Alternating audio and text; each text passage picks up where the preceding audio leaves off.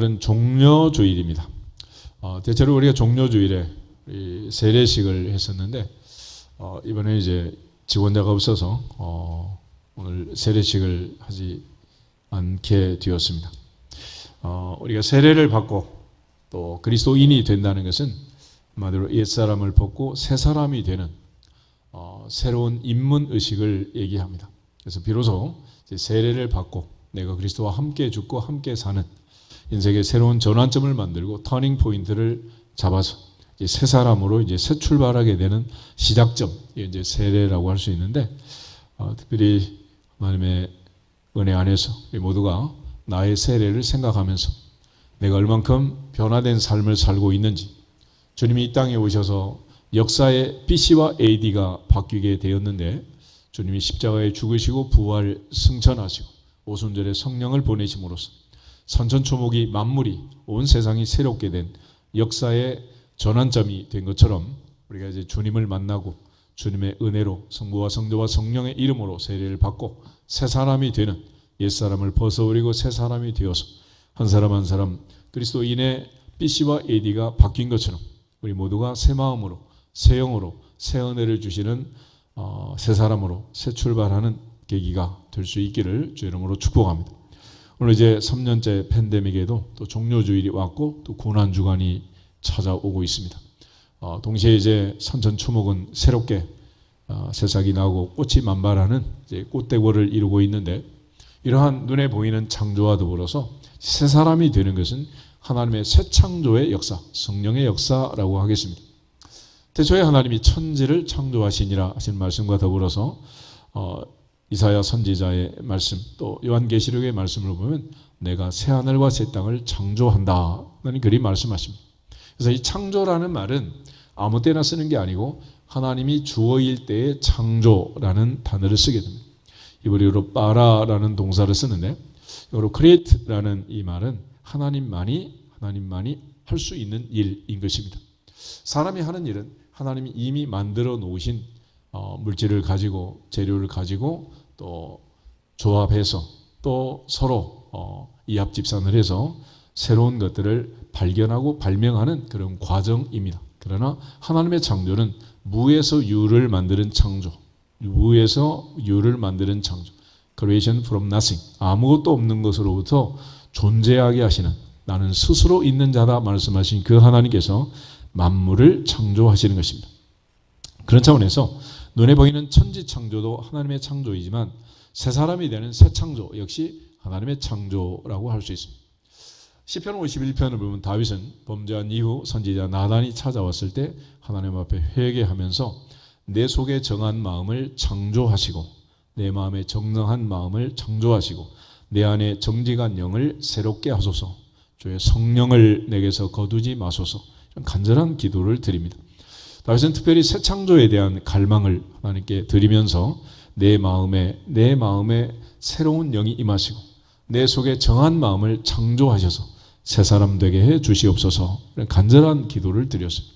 오늘은 옛사람을 벗어버리고 새 사람이 된 새 사람의 특징에 대해서 살펴보고 어떻게 해서 새 사람이 될 수 있는지 그리고 어떻게 해서 또 유지할 수 있는지 살펴보면서 은혜를 나누고자 합니다. 예수님께서 이 땅에 오셨을 때 맨 처음 여러 가지 이제 말씀을 주셨지만 우리가 요한복음 3장을 보면은 니고데모를 만나서 예수님께서 성령으로 거듭나는 새로운 탄생, 새로운 출생, 두 번째 출생, 중생, 거듭남, 본어게인에 대해서 말씀을 하셨어요. 우리 요한복음 3장을 같이 보겠습니다. 요한복음 3장을 보면은 새 사람, 두 번째 사람, 그리고 성령으로 거듭나야 새 사람 될 수 있다라는 것을 예수님이 말씀하셨어요. 그래서 새 창조의 사람, 새 사람은 한마디로 성령으로 거듭난 사람이라고 하겠습니다. 니고데모가 밤에 주님을 찾아왔는데 니고데모는 바리새인이었고 유대인의 지도자였습니다. 그는 공회 회원이었고 산헤드린 공회의 일원이었다고 추정을 합니다. 특별히 그가 주님 앞에 나왔을 때 예수님께서 3절에 이런 말씀을 주셨어요. 3절 같이 한번 보겠습니다. 예수께서 대답하여 이르시되 진실로 진실로 내게 이르노니 사람이 거듭나지 아니하면 하나님의 나라를 볼 수 없느니라. 아멘. 그래서 거듭나지 아니하면 이란 말씀. 두 번째 출생하지 아니하면. 그래서 니고데모가 이 말을 듣고 주님께 질문을 던집니다. 사람이 늙으면 어떻게 두 번째 태어납니까? 두 번째 모태에 들어갔다 나와야 됩니까? 이런 어이없는 질문을 하는데 주님께서 거기에 대해서 다시 한번 반복해서 말씀을 주세요. 5절에서 8절을 같이 읽겠습니다. 예수께서 대답하시되 진실로 진실로 내게 이르노니 사람이 물과 성령으로 나지 아니하면 하나님 나라에 들어갈 수 없느니라. 육으로 난 것은 육이요 영으로 난 것은 영이니 내가 내게 거듭나야 하겠다 하는 말을 놀랍게 여기지 말라. 바람이 임의로 불매 내가 그 소리를 들어도 어디서 와서 어디로 가는지 알지 못하나니 성령으로 난 사람도 다 그러하니라. 아멘. 예수님 다시 한번 진실로 진실로 내게 이르노니 사람이 물과 성령으로 거듭나지 아니하면 하나님 나라에 들어갈 수 없다라고 말씀합니다. 예수님께서 진실로 진실로 이런 말을 쓸 때는 굉장히 중요한 말이 나오게 되어 있어요. 3절에서 5절에서 두 번 반복해서 진실로 진실로 내게 이르노니 사람이 거듭나지 아니하면 사람이 물과 성령으로 나지 아니하면 하나님의 나라를 볼 수 없다. 하나님의 나라에 들어갈 수 없다 라고 강조하셨어요. 그래서 하나님의 성령의 역사로만 우리가 새 사람이 될 수 있고 옛사람을 벗어버릴 수 있다는 것을 강조하신 것입니다. 니고데모는 이 주님을 만난 이것이 계기가 되어서 그런 요한복음 7장에 하면 예수님의 편을 들게 되고 요한복음 19장의 마지막 예수님의 장례를 치룰 때 아리마대 부자 요셉과 더불어서 예수님의 장례를 치르는 주인공이 됩니다. 오늘 그 니고데모에게 주님 주신 말씀 중에 가장 중요한 말씀이 성경 전체의 요절이라고 할 수 있는 요한복음 3장 16절이에요. 이 말씀은 니고데모에게 주신 말씀인데 우리 같이 한번 더 읽어보겠습니다. 하나님이 세상을 이처럼 사랑하사 독생자를 주셨으니 이는 그를 믿는 자마다 멸망하지 않고 영생을 얻게 하려 하심이라. 아멘. 사도 요한은 이러한 하나님의 사랑, 하나님이 독생자를 주신 그 목적을 영생이라고 했어요. 영생. 하나님이 독생자를 주신 것은 우리를 사랑하시기 때문이다. 하나님은 세상을 이처럼 사랑하사 우리를 이처럼 사랑하사 너를 나를 이처럼 사랑하사. 사도 바울은 갈라디아서 2장 20절에서 내가 그리스도와 함께 십자가에 못 박혔나니 그런즉 이제는 내가 사는 것이 아니요 오직 내 안에 그리스도께서 사시는 것이라. 이제 내가 육체 가운데 사는 것은 나를 사랑하사 나를 위하여 자기 자신을 버리신 하나님의 아들을 믿는 믿음 안에서 산다라고 고백합니다. 나 한 사람 살리는데도 독생자 예수 그리스도의 십자가의 죽음, 그 보혈의 공로가 필요하고 인류를 살리는데도 공로가 필요하다. 그러므로 사도 바울은 온 인류를 대속하신 그 십자가를 나를 사랑하사 나를 위하여 자기 자신을 버리신 하나님의 아들 예수 그리스도의 십자가로 그는 고백했고 그것은 바로 나를 위한 사랑의 사건이었다고 고백하고 다짐하고 있습니다. 오늘 우리 모두가 다 이러한 주님의 사랑을 다시 깨닫고 하나님은 나를 사랑하시고 나를 위한 놀라운 계획을 갖고 계신다라는 사형리의 첫 번째 원리를 잘 새겨서 하나님께 영광을 돌리는 하나님의 사랑에 우리도 반응하는 나의 힘이 되셨네요. 내가 주님을 사랑합니다. 고백한 다윗처럼 끝까지 주님을 사랑하는 주인공들이 되시기를 주의 이름으로 축복합니다. 동시에 주님께서는 이제 요한복음에서 계속해서 이 성령의 역사에 대해서 강조를 하세요. 요한복음 7장을 한번 보겠습니다. 7장을 보시면 초막절에 예수님께서 설교하시는 말씀인데 37, 38, 39절 세 절을 같이 보겠습니다. 37절 명절 끝날 그 큰 날에 예수께서 서서 외쳐 이르시되 누구든지 목마르거든 내게로 와서 마시라. 나를 믿는 자는 성경의 이름과 같이 그 배에서 생수의 강이 흘러나오리라 하시니 이는 그를 믿는 자들이 받을 성령을 가리켜 말씀하신 것이라. 예수께서 아직 영광을 받지 않으셨으므로 성령이 아직 그들에게 계시지 아니하시더라. 아멘. 하나님의 성령께서 우리 안에 이제 한 사람 한 사람 내주하게 된 것은 오순절을 기점으로 해서 예수님께서 떠나가는 것이 유익이다 말씀하시고 승천하신 후에 오순절의 성령을 불처럼 바람처럼 부어주심으로 120명에 앉아서 기도하던 그 자리에 한 사람 한 사람 머리에 각 사람 머리에 하나씩 불처럼 바람처럼 성령이 임하신 거예요. 그럼 아직 주님이 죽으시고 부활하시고 승천하신 이 영광을 받지 않았기 때문에 아직은 성령이 그들에게 계시지 않았다라고 말합니다. 그러나 주님께서 성령의 역사에 대해서 말씀하시면서 누구든지 목마르거든 내게로 와서 마시라. 누구든지 목마르거든 내게로 와서 마시라. 나를 믿는 자는 성경의 이름과 같이 그 배에서 생수의 강이 흘러나오리라 그랬습니다. 4장에 가면 수가성 여인에게 주님 말씀하실 때 내가 주는 물을 마시는 자는 영원히 목마르지 않는다 말씀하자 여인이 그런 물이 다 있습니까? 내게 주소서 이렇게 얘기했지. 그런데 주님이 말씀하신 그 생수는 야곱의 우물에서 끌어올리는 퍼내는 생수가 아니고 하나님의 성령이니라. 하나님의 성령이니라. 성령을 얘기하시는. 그래서 예수님께서 이제 성령의 역사로 우리가 새롭게 돼야 할 때 어디서부터 출발하느냐? 배에서 성경의 이름과 같이 나를 믿는 자는 그 배에서 생수의 강이 흘러나오리라. 그래서 배라는 것은 아이가 잉태되는 잉태의 좌소, 모태, 자궁을 얘기합니다. 다윗은 시편 51편 회개 기도를 할 때 모친이 죄 중에 나를 잉태하였나이다. 인간은 죄인으로 잉태되고 죄인으로 태어나서 죄만 짓고 사는 것입니다. 그러므로 인간이 변화되고 본질적으로 바뀌려면 그 모태에서부터 출생 당시 잉태되는 그 순간부터 지었던 그 모든 죄의 뿌리를 깨끗하게 해야 되는데 그것은 오직 성령의 능력으로만 가능하니라. 성령의 역사로만 가능하니라. 사람이 할 수 있는 일이 아니란 말이에요.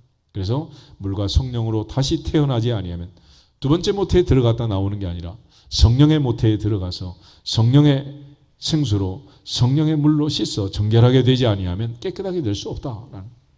그래서 주님이 우리를 향해서 주신 이 성령의 역사에 대해서 요한은 하나씩 하나씩 우리에게 가르쳐 주고 있습니다. 요한복음 14장을 한 번 더 보시면 예수께서 다락방에서 다시 그들에게 말씀했습니다.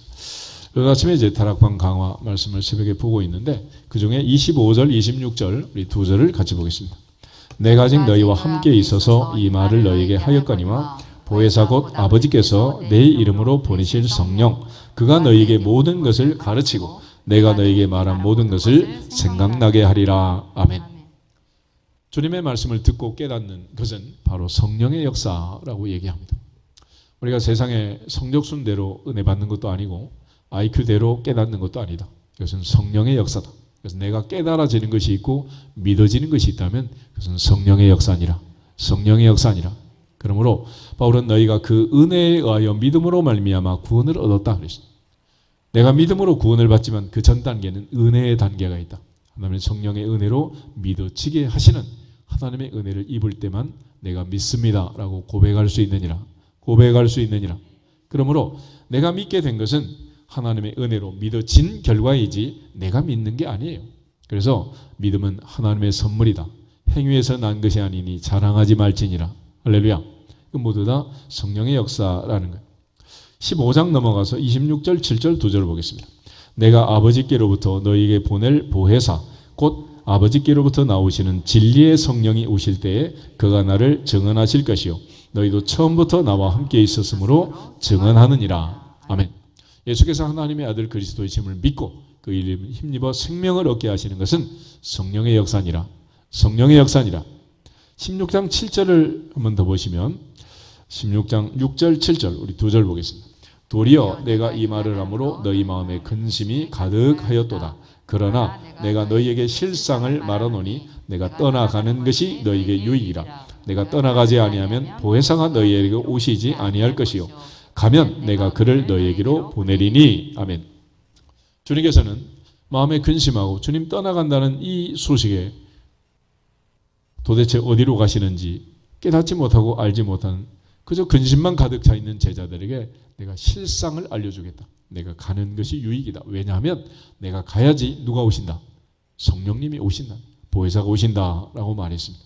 그래서 주님께서는 특별히 이제 마지막 승천하시면서 누가복음 마지막 24장 사도행전 1장에서 성령의 능력과 성령의 세례를 약속해요. 예루살렘을 떠나지 말고 아버지의 약속하신 것을 기다려라. 위로부터 능력으로 입혀질 때까지 너희는 이 성에 머물러라. 너희는 몇 날이 못되어 성령으로 세례를 받을 것이다. 오직 성령이 너희에게 임하시면 너희가 권능을 받고 예루살렘과 온 유대와 사마리아와 땅끝까지 이르러 내 증인이 되리라. 증인이 되리라. 이 모든 것이 성령의 역사라고 주님 말씀하셨습니다. 사도 바울은 고린도 교회에서부터 성령 사역을 시작합니다. 더 이상 사람의 지혜로운 말이나 사람의 지혜로운 그런 논변, 언변으로, 변론으로 아덴에서 교회를 세울 수가 없었어요. 그래서 고린도에 온 다음에는 오직 성령의 나타남과 능력으로 하겠다. 그런 성령 사역을 시작했고 고린도 교회는 그 어떤 교회보다도 많은 은사가 나타난 교회가 된 것입니다. 이처럼 새 창조의 역사 역시 오직 성령의 역사이고 오직 성령으로 하나님이 역사하신 결과, 그 결과물이라는 것입니다. 스가랴 4장 6절에 있는 말씀처럼 이것은 힘으로 되는 것이 아니고 능력으로 되는 것도 아니다. 오직 나의 영으로 오직 성령으로 되느니라. 오직 성령으로 되느니라. 사도행전 1장 8절 말씀처럼 오직 성령이 임하시면 내 증인이 되리라. 내 증인이 되리라. 갈라디아서 5장 22절 23절에 가면 오직 성령의 열매는 사랑과 희락과 화평과 오래 참음과 자비와 양성과 충성과 온유와 절제니 이 같은 것을 금지할 법이 없느니라. 오직 성령, 오직 성령의 열매를 강조했습니다. 에베소서 5장 18절에도 술 취하지 말라 이는 방탕한 것이니 오직 성령으로 충만함을 받아라. 오직 성령으로 충만할지어다. 성경은 모든 면에서 오직 성령을 강조합니다. 사도행전 10장 38절에 가면 베드로는 고넬료의 집에 가서 예수님의 공생의 사역의 비밀을 이렇게 정리합니다. 하나님이 나사렛 예수에게 성령과 능력을 기름 붓듯 하셨으며 저가 두루 다니시며 선한 일을 행하시고 마귀에게 눌린 모든 자를 고치셨으니 이는 하나님이 함께 하셨습니다. 함께 하셨습니다. 예수님의 사역의 비밀은 성령의 능력이었고 예수님은 성령의 능력 사역을 부탁하고 승천하셨습니다. 그러므로 이 성령의 능력이 아니고는 죄인이 의인 될 수 없고 옛사람을 벗어버리고 새 사람 될 수 없고 아무리 우리가 복음을 전한다고 해도 그는 아무 의미가 없는 일이란 그런 차원에서 베드로가 오순절을 통과해서 초대교회를 세운 것처럼 사도 바울은 다메섹 도상에서 주님을 만나 성령 충만함으로 새로운 사역을 시작하게 된 것입니다. 그런 차원에서 내가 먼저 충만하지 아니하면 내가 먼저 은혜를 받지 아니하면 내가 체험하지 아니하면 이거는 불가능한 일이 되는 것입니다. 그런 차원에서 성경은 한 사람 한 사람 하나님께서 한 사람을 변화시켜서 많은 역사를 이루십니다. 그런 차원에서 두 번째로는 하나님을 만나는 전환점을 만든 사람들 그들이 바로 성령의 사람이고 새 창조의 사람 80의 모세는 떨기나무 불꽃 가운데 찾아오시는 하나님을 만나게 됩니다. 하나님의 음성이 들려왔습니다. 모세야 모세야 내 발에 신을 벗어라 너의 선 곳은 거룩한 땅이다 그랬어요. 여호수아 5장을 가면 가나안 정복 여리고 정복을 앞둔 여호수아에게 군대 장관이 하나님의 군대 장관이 나타났습니다. 그리고 내 발에 신을 벗어라 그랬어요. 모세의 신발을 벗기시고 여호수아의 신발을 벗기신 그 주님께서 우리에게 부탁한 것은 이제 새로운 전환점을 만들고 새 사람이 되어야 한다라는 것을 강조해 주고 있습니다. 그런 측면에서 구속사의 흐름 속에 오순절이라는 사건은 큰 회개라고 할 수 있어요. 큰 회개. 주님이 떠나가시고 이제 드디어 세 번씩이나 주님을 부인했던 베드로 12사도와 120명의 성도가 하나님 앞에 모여서 이제 오순절을 체험하게 되는데 사도행전 1장을 한번 찾아보겠습니다. 사도행전 1장을 보시면 주님이 승천하시고 제자들이 했던 일이 있습니다. 12절부터 14절을 같이 읽겠습니다. 12절 말씀 제자들이 감람온이라 하는 산으로부터 예루살렘에 돌아오니 이 산은 예루살렘에서 가까워 안식일에 가기 알맞은 길이라 들어가 그들이 유하는 다락방으로 올라가니 베드로, 요한, 야고보, 안드레와 빌립, 도마와 바돌로메, 마테와 및 알페의 아들 야고보, 셀로된 시몬, 야고보의 아들 유다가 다 거기 있어 여자들과 예수의 어머니 마리아와 예수의 아우들과 더불어 마음을 같이하여 오로지 기도에 힘쓰더라. 오로지 기도에 힘쓰더라. 할렐루야. 그래서 제자들이 주님 승천하시고 기도에 힘쓰고 시험을 전폐하고 기도한 지 열흘째 되던 날 성령이 오신 거예요. 2장 1절부터 4절을 보겠습니다. 2장 1절 오순절 날이 이미 이름에 그들이 다 같이 한 곳에 모였더니 후련히 하늘로부터 급하고 강한 바람 같은 소리가 있어 그들이 앉은 온 집에 가득하며 마치 불의 혀처럼 갈라지는 것들이 그들에게 보여 각 사람 위에 하나씩 임하여 있더니 그들이 다 성령의 충만함을 받고 성령이 말하게 하심을 따라 다른 언어들로 말하기를 시작하니라. 아멘. 이것이 바로 오순절 사건이었습니다. 바로 이 오순절 사건을 계기로 베드로는 복음서의 베드로가 사도행전의 베드로로 바뀌었습니다. 잠꾸러기 베드로가 기도하는 사람으로 바뀌었고 성령의 능력이 있는 능력 사역을 시작합니다. 드디어 오순절을 체험한 이후 베드로는 한번 말씀을 전할 때 3,000명이 회개하는 놀라운 기적 같은 일을 경험하게 되고 3장에 하면 성전 미문의 안전명예를 일으키는 능력 사역을 주님처럼 하게 된 것입니다. 이처럼 베드로가 오순절의 성령의 능력을 체험하고 그 인생의 새로운 전환점을 만들어서 복음서의 베드로를 벗어나서 사도행전의 베드로가 된 것처럼 옛사람을 벗어버리고 새사람을 입을지어다. 어둠의 일을 벗고 빛의 갑옷을 입을지어다. 새로운 베드로가 된 것. 시몬이 베드로 되었습니다. 이와 같이 예수님께서 이 땅에 오셔서 사울을 잡아 바울로 만드셨잖아요. 사울은 바울이 되었습니다. 바로 이 바울의 인생에 있어서 가장 중요한 전환점이 바로 주님 만나는 자리 아니겠어요? 사도행전 9장을 한번 보겠습니다. 사도행전 9장. 그는 체포영장을 가지고 다메섹에 있는 그리스도인을 대제사장에 잡아오기 위해서 가다가 하늘로부터 해보다 더 밝은 빛을 보게 됩니다. 그리고 갑자기 그는 쓰러졌고 주의 음성을 듣게 되었습니다. 4절 말씀부터 9절을 같이 한번 보겠습니다. 땅에 엎드러져 들음에 소리가 있어 이르시되 사울아 사울아 내가 어찌하여 나를 박해하느냐 하시거늘 대답하되 주여 누구시니까 이르시되 나는 내가 박해하는 예수라. 너는 일어나 시내로 들어가라. 내가 행할 것을 내게 이를 자가 있느니라 하시니 같이 가던 사람들은 소리만 듣고 아무도 보지 못하여 말을 못하고 서 있더라.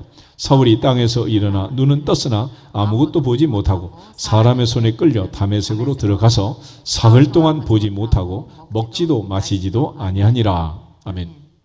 그래서 사흘 동안 식음을 전폐하고 금식에 들어가게 됩니다.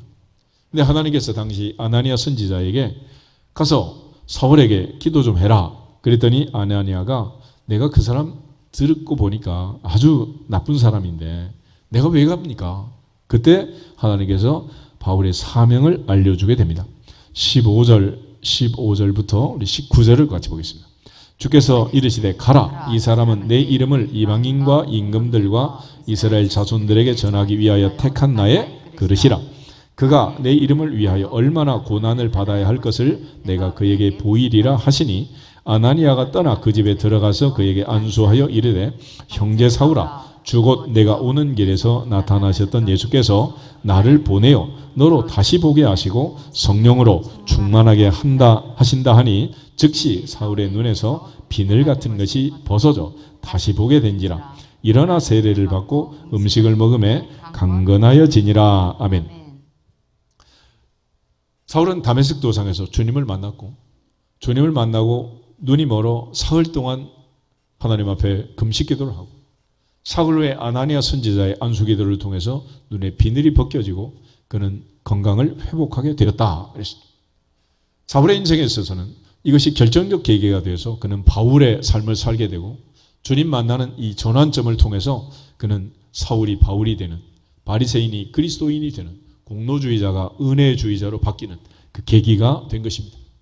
바울이 주님 만난 것처럼 진짜로 만나면 진짜로 변화가 되고 만나지 못하고 만난 척하면 우린 변화된 척할 수밖에 없는 거예요.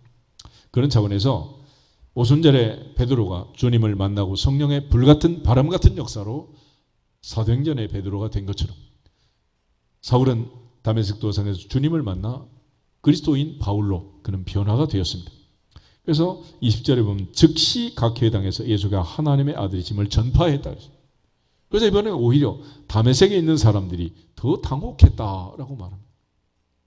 그는 사울의 인생을 완전히 벗어나서 바울의 인생이 그에게 시작이 된 것입니다. 그에게 사울이었던 인생은 바뀌고 바울의 삶이 시작이 된 거예요. 예수께서 이 땅에 오심으로 BC와 AD의 역사가 바뀐 것처럼 주님을 만난 그 시간 이후로 사울의 인생에는 BC와 AD가 바뀐 거예요. 주님 만나기 전과 만난 후의 삶이 완전히 달라지게 된 것입니다. 우리가 주님의 은혜 안에서 모세가 주님 만나고 지도자가 되고 신발을 벗고 출애굽의 역사를 이루게 된 것처럼 여호수아가 신발 벗고 가나안을 정복하고 하나님께 영광을 돌리게 된 것처럼 우리 모두 주님 만나는 은혜가 있기를 축복합니다. 그래서 오순절을 가리켜 우리가 큰 회개라고 하는, 주님을 만나면 회개를 하게 된다. 이사야 6장에 하면 선지자 이사야는 성전에 들어가서 하나님의 보좌를 바라보고 천군 천사의 찬송을 듣고 그리고 영안이 열리면서 자기 모습을 보게 됩니다. 그는 깜짝 놀랐어요. 내 몸에 덕지덕지 붙어있는 이 죄를 보면서 바로다 나여 망하게 되었구나. 내가 입술이 부정한 백성 중에 살면서 죄만 짓고 살았습니다.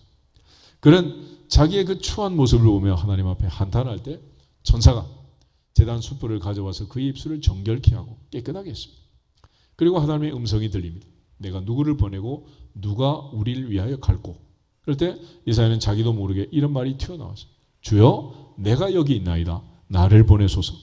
그럼 완전히 새로운 사람이 된 거예요. 모세 역시 나는 입이 둔하고 혀가 뻣뻣합니다. 나는 말을 못합니다. 난 못 갑니다. 보낼 만한 사람 보내소서 그랬잖아요. 예레미야 역시 나는 아이라 말할 줄을 모릅니다. 슬프도소이다 주 여호와여. 근데 이사야 선지자는 내가 여기 있습니다. 나를 보내소서라고 인정한 거예요. 하나님의 성령이 그에게 역사하심으로 그는 이목구비가 열려지고 그는 그가 깨달았던 그 은혜를 체험하면서 사역을 감당하게 되는 거예요. 눈으로 보고 귀로 듣고 마음으로 깨닫고 돌아와서 고침을 받을 수 있도록 하는 성령 사역을 그는 시작하게 된 거예요.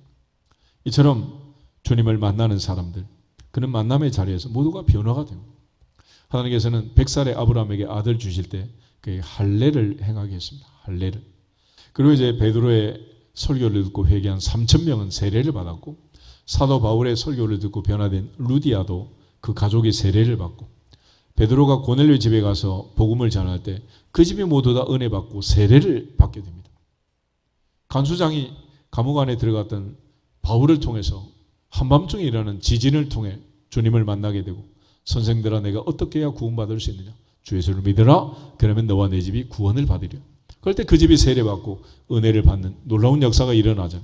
그래서 우리에게 있어서는 내가 주님을 만났습니다 라는 증거가 뭐냐? 세례라는 세례. 우리는 10장을 가면 사도 바울은 이스라엘 백성들이 홍해를 건넌 홍해 도하 사건을 세례라고 했어요. 세례. 애굽에서 탈출해서 홍해 바다를 건너서 광야로 나왔습니다. 다시 애굽으로 돌아갈 수 없는 그 강을 건너게 된 거예요.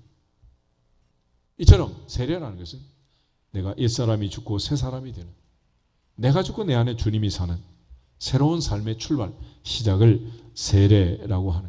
그래서 우리가 이처럼 큰 회개를 통해서 오순절에 성령 세례를 받았던 초대교회처럼 또 사도 바울이 성령 세례를 받고 눈에 비늘이 벗겨진 것처럼 또 베드로를 통해서 바울을 통해서 주님을 만난 많은 사람들이 세례를 받고 주님의 제자가 된 것처럼 우리 모두 주님 만나는 은혜가 있기를 축복합니다. 그래서 오늘은 이제 세례 의식을 행하는 날인데 여러분 한 사람 한 사람 나의 세례 때를 생각하면서 내가 세례 받은 이후 정말로 변화가 됐는지 안 됐는지 점검하는 체크포인트 시간이 될 수 있기를 바랍니다. 그래서 주님을 진짜로 만나면 진짜로 변화가 된 것이고 우리는 변화된 삶을 살아갈 수 있게 된 것입니다. 그런 차원에서 여호수아는 신발 벗고 가나안을 정복합니다. 하나님께서는 그에게 내가 어디로 가든지 무엇을 하든지 형통하리라 약속했어요. 근데 하나님이 약속한 그 형통의 보장 속에도 여호수아는 두 번의 불통 사건을 겪습니다. 한 번은 아이성 전투, 또 한 번은 기브온 족속에게 사기를 당했어요. 아이성 전투는 여리고 전투에 대승을 하고 온 이스라엘 백성들이 교만하게 된 거죠. 그래서 하나님의 작전대로 매일 한 바퀴 돌고 일곱째 날 7바퀴 돌고 양강나팔에 맞춰 함성을 지르고 여리고를 정복했던 하나님의 작전을 버리고 자기들의 의견을 냈어요. 2,000~3,000명만 가도 되겠습니다. 그래서 여호수아가 그들의 의견을 받아서 3,000명이 갔다가 36명이 죽고 큰 패전을 하게 됩니다. 또 기브온과 사기 조약을 당한 것은 기브온 족속이 파죽지세로 밀려오는 이스라엘 백성들을 보면서 이제 자기들 차례가 될 것을 알고 겁이 나가지고 가장 행렬을 하는 거예요. 곰팡이 떡을 가지고 다 떨어진 신발을 신고 긴 수염을 하고 헌 옷을 입고 광야를 뭐 한 달은 걸어온 것처럼 그렇게 와가지고 조약을 맺읍시다 그랬어요. 그런데 하나님께 묻지 않고 기도하지 않고 그들의 외모를 겉모양을 보고 조약을 맺었는데 나중에 보니 바로 옆 동네 살고 있는 불과 사흘 후에 들통이 났습니다. 나중에 이제 하나님께서 그들이 비록 사기 조약을 했지만은 하나님의 이름으로 맺은 조약은 무효할 수 없다. 그래서 기브온 족속은 이스라엘 백성들 중에 편입되어서 성전에서 나무를 패고 물을 깃는 허드렛 일을 하는 그런 족속으로 레위인을 돕는 그런 일을 했어요. 근데 사울 왕 때에 이 기브온 족속을 사울이 언약을 어기고 죽이게 됩니다. 그때 큰 흉년이 오고 너무 어려운 일들이 막 펼쳐지게 돼요. 나중에 이제 다윗 왕이 사울의 자손을 그들에게 내주고 그들이 원한을 보복을 사울의 자손들에게 함으로써 그 원한이 그치게 되는. 그래서 우리가 하나님 앞에 한 약속은 해로울지라도 지켜야 하느니라. 지켜야 하느니라. 서원은 하지 않아도 괜찮지만 하나님과의 약속은 반드시 지켜야 되는. 그런 측면에서 늘 강조했던 것이 말씀과 기도보다 앞서지 말자. 하나님 말씀에 순종하고 먼저 기도하고 하나님께 영광을 돌릴 수 있기를 주의 이름으로 축복합니다. 궁극적으로 이처럼 전환점을 만들어야 우리가 새 사람이 되는. 이 전환점을 계기로 모든 사람이 주님 만나는 사람들은 달라졌습니다. 그래서 하나님이 부르신 하나님이 사용하는 사람들은 하나님을 만나는 그 만남의 자리가 성경에 기록이 되어 있어요. 그 장면이 바로 콜링, 소명의 자리고 미션, 사명을 주신 자리입니다. 하나님이 그들을 불러서 사명을 맡기시고 그때부터 이제 인생이 달라지게 되는 거죠. 그러므로 이처럼 주님 만나고 나면 그 다음에 찾아오는 단계는 오늘 에베소에 있는 말씀처럼 새 사람이 되는 거예요. 에베소서 4장 22절부터 24절 우리 다시 한번 읽겠습니다.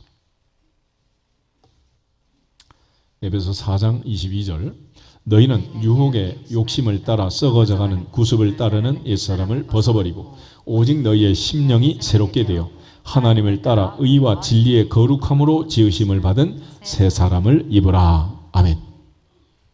성령의 역사로 주님을 만나고 성령의 역사로 옛사람을 벗어버리고 새 사람이 되는 이런 놀라운 경험을 하게 되는 것입니다.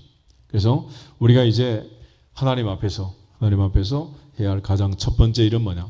과거의 습관, 옛사람을 벗어버리라. 벗어버리라. 궁극적으로 여기서 말하는 새 사람과 옛사람은 무슨 차이가 있는 거냐? 하나님의 말씀을 따라 순종하며 사는 사람과 내 욕심대로 마음대로 살던 사람, 이런 차이가 있는 거죠.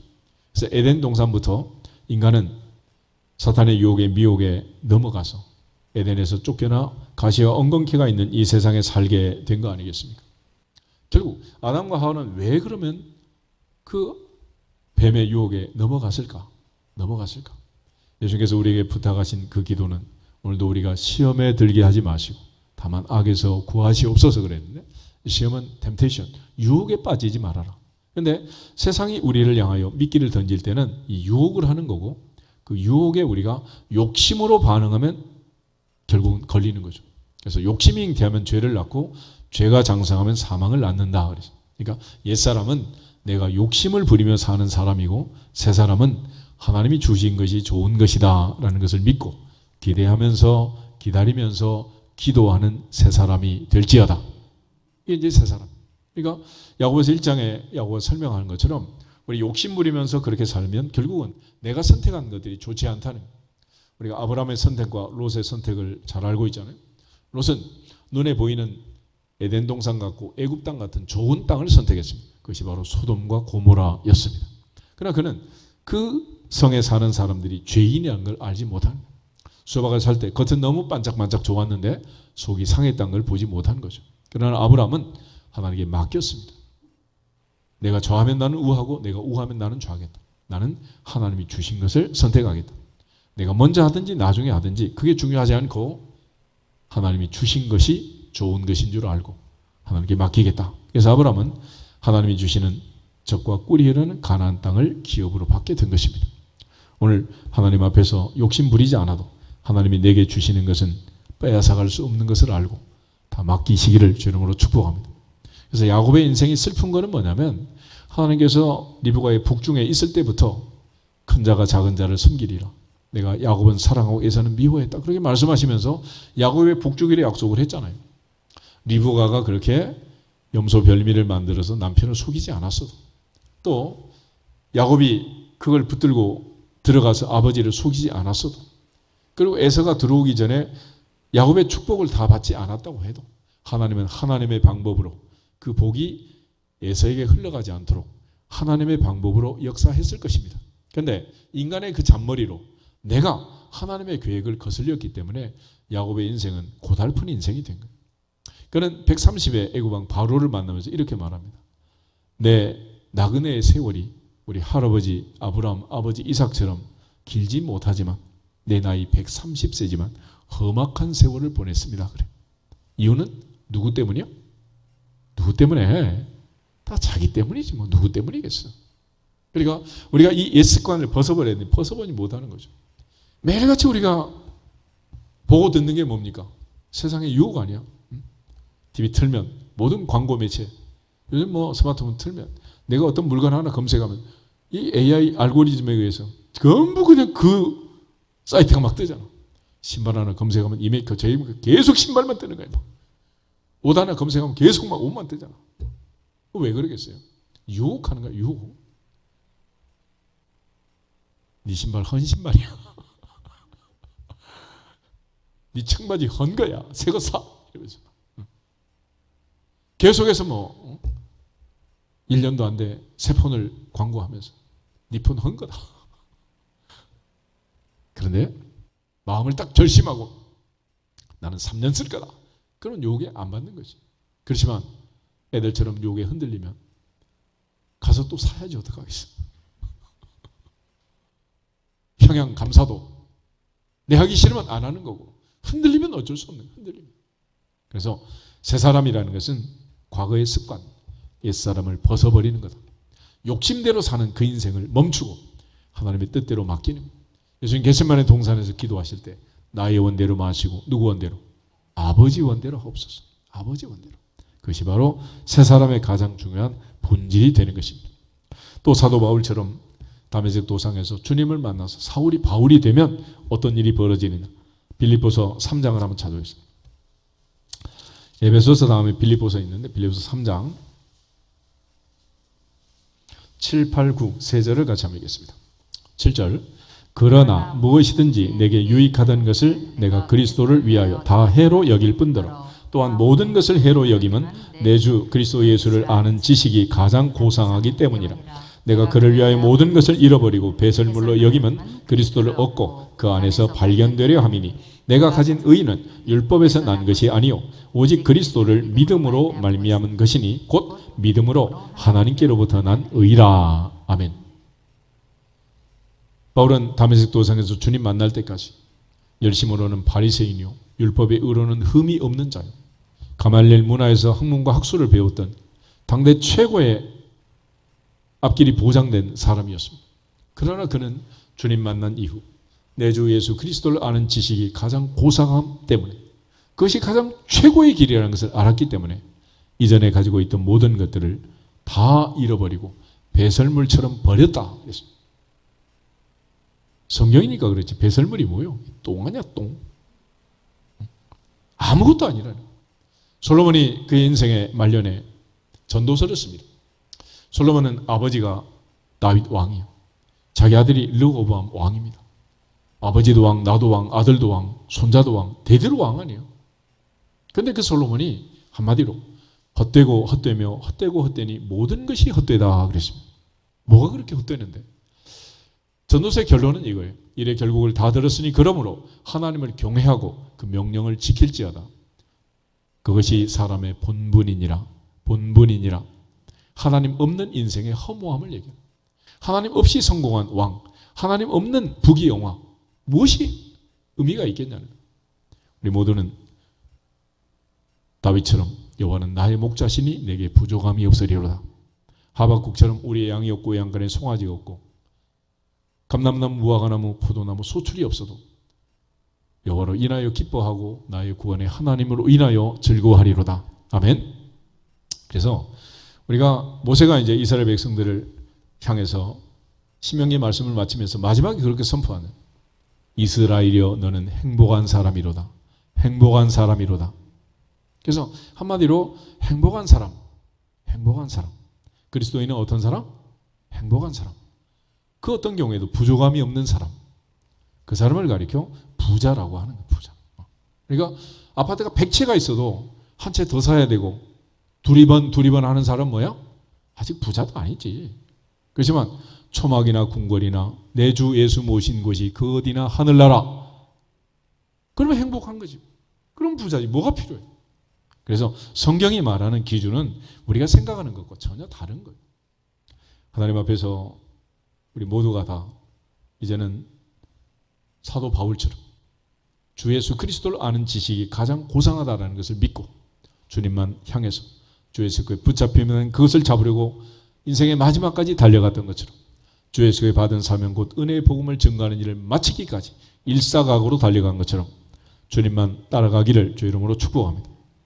그것을 가리켜 회심, 그래요. 회심. 돌아왔다는 거. 주님 앞으로 완전 돌이킨 거죠. 그래서 바울은 옛사람을 벗어버리고 새사람을 입으라. 그럼 골로새서 3장을 한 번 더 찾아보겠습니다.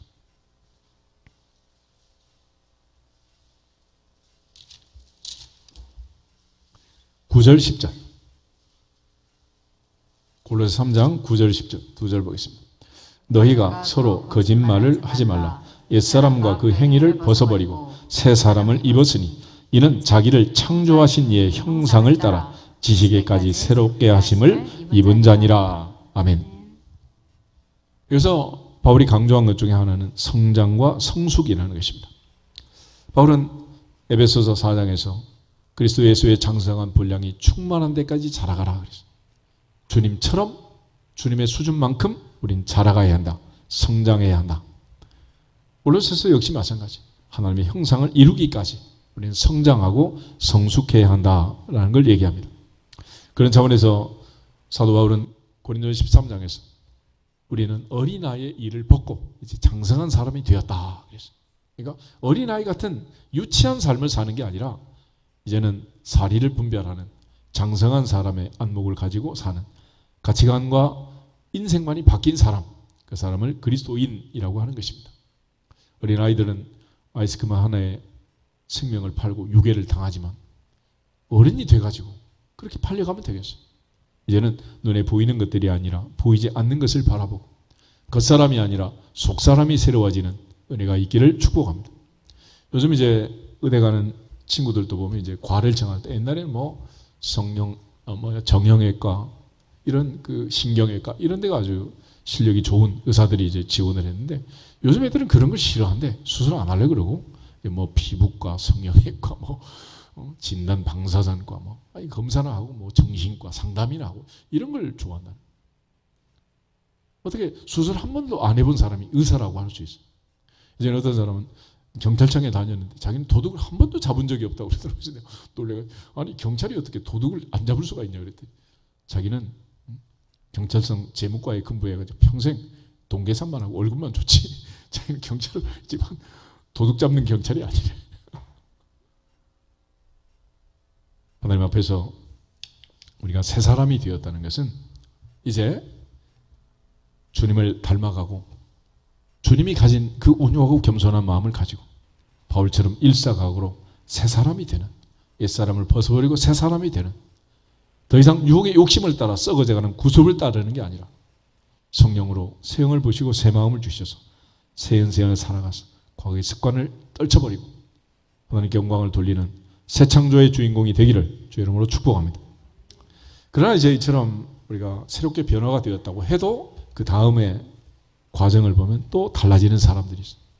우리가 잘 아는 계시록 2장 3장에 보면 에베소 교회라는 교회가 있습니다. 7교회 중에 첫 번째 교회인데 주님이 그 교회를 책망했어요. 그 교회가 책망을 받았느냐? 계시록 2장을 한번 찾아보겠습니다. 요한계시록 2장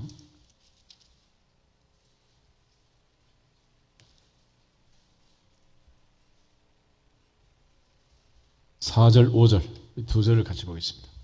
그러나 너를 책망할 것이 있나니 너의 처음 사랑을 버렸느니라. 그러므로 어디서 떨어졌는지를 생각하고 회개하여 처음 행위를 가지라. 만일 그리하지 아니하고 회개하지 아니하면 내가 내게 가서 내 촛대를 그 자리에서 옮기리라. 아멘. 그래서 2장에 이제 4절에서는 처음 사랑 그랬고 5절에서는 처음 행위라는 말.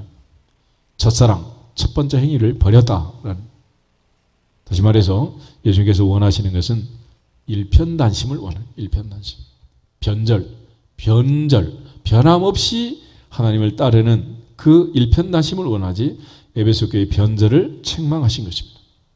한결같이 주님을 따라가는 이 변화많은 세상에서 한결같이 주님을 따라가는 주인공들이 되기를 주 이름으로 축복합니다. 그런 측면에서 바울은 내가 달려갈 길과 주 예수께 받은 사명을 위해서 일사각오를 다짐했어요. 우리 사도행전 20장 찾아보겠습니다. 22절부터 24절. 사도행전 20장 22절에서 24절 같이 읽겠습니다. 보라, 이제 나는 성령에 매여 예루살렘으로 가는데 거기서 무슨 일을 당할는지 알지 못하노라. 오직 성령이 각 성에서 내게 증언하여 결박과 환난이 나를 기다린다 하시나 내가 달려갈 길과 주 예수께 받은 사명 곧 하나님의 은혜의 복음을 증언하는 일을 마치려 하면은 나의 생명조차 조금도 귀한 것으로 여기지 아니하노라. 아멘. 바울은 이 일사각오로 초지일관에서 주님을 향해 달려간 것입니다. 우리 모두가 다 처음 사랑, 변하지 않고 달려갔던 바울처럼 끝까지 사랑하시는 주님, 우리도 끝까지 사랑하면서 마칠 때까지 달려갈 수 있기를 축복합니다. 주님은 자기 사람들을 끝까지 사랑하셨지만 어제나 오늘이나 영원토록 동일하시다. 히브리서 13장 8절 말씀처럼 예수님은 동일한 사랑으로 끝까지 사랑하셨지만 그 끝없는 사랑을 받았던 첫 번째 인물 베드로. 그는 주님을 3번씩이나 부인하고 멋지게 넘어졌습니다. 왜 그랬을까요?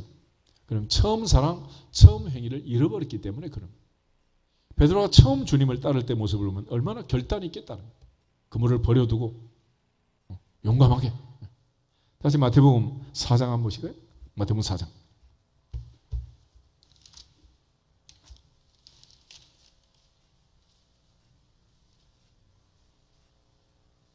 (18절에서) 22절을 같이 한번 읽겠습니다. 18절. 갈릴리 해변에 다니시다가 두 형제 곧 베드로라는 시몬과 그 형제 안드레가 바다에 금을 던지는 것을 보시니 그들은 어부라. 말씀하시되 나를 따라오라. 내가 너희를 사람을 낚는 어부가 되게 하리라 하시니 그들이 곧 그물을 버려두고 예수를 따르니라.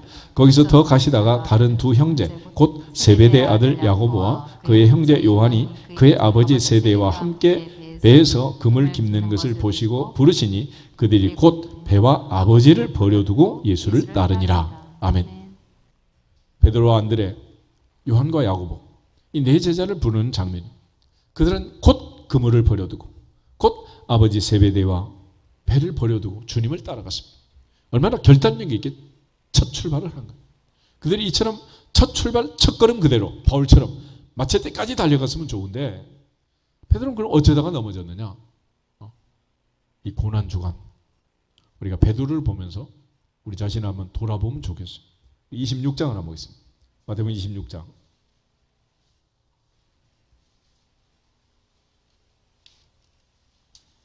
57절, 58절 두 절 한번 보겠습니다. 마태복음 26장 57절. 예수를 잡은 자들이 그를 끌고 대제사장 가야바에게로 가니 거기 서기관과 장로들이 모여 있더라. 베드로가 멀찍이 예수를 따라 대제사장의 집들에까지 가서 그 결말을 보려고 안에 들어가 하인들과 함께 앉아 있더라. 아멘. 그 중에 58절은 멀찍이라는 단어가 있어요. 멀찍이 예수를 따라갔다. 결단력 있게 다 버리고 주님을 따르던 그 베드로가 고난주간에 멀찍이 따라가다가 멋지게 슬라이딩을 하고 넘어집니다. 주님이 말씀을 전할 때 가까이 있는 자들은 제자고 멀찍이 있는 자들은 무리, 군중이라고 합니다. 베드로는 가까이 있던 이 제자가 멀리 무리가 되어서 멀리 떨어져 나가다가 결국은 넘어지고 만. 마태, 마가, 누가는 이 부분을 공히 기록합니다. 마가복음 14장 54절, 누가복음 22장 54절에 베드로는 멀찍이 주님을 따라갔다. 멀찍이 따라가다가 결국 주님을 놓쳐버리고 만. 하나님 앞에서 끝까지 가까이 끝까지 사랑하시는 그 주님 따라갈 수 있기를 축복합니다. 그러나 주님은 베드로를 포기하지 않았어요. 우리가 잘 아는 요한복음 21장 드디어 베드로를 찾아오셔서 15절부터 17절에 같은 질문을 3번이나 던집니다. 요한애들 시몬아, 내가 나를 사랑하느냐? 나는 그 마음 그대로인데 어제나 오늘이나 영원토록 변함없이 너를 사랑하는데 너는 나를 사랑하느냐? 베드로가 내가 주님을 사랑하는 줄 주님이 아십니다.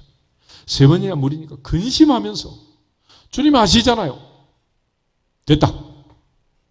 그러면 내 양을 먹여라. 내 양을 치라. 내 어린 양을 먹이라. 그러십니다.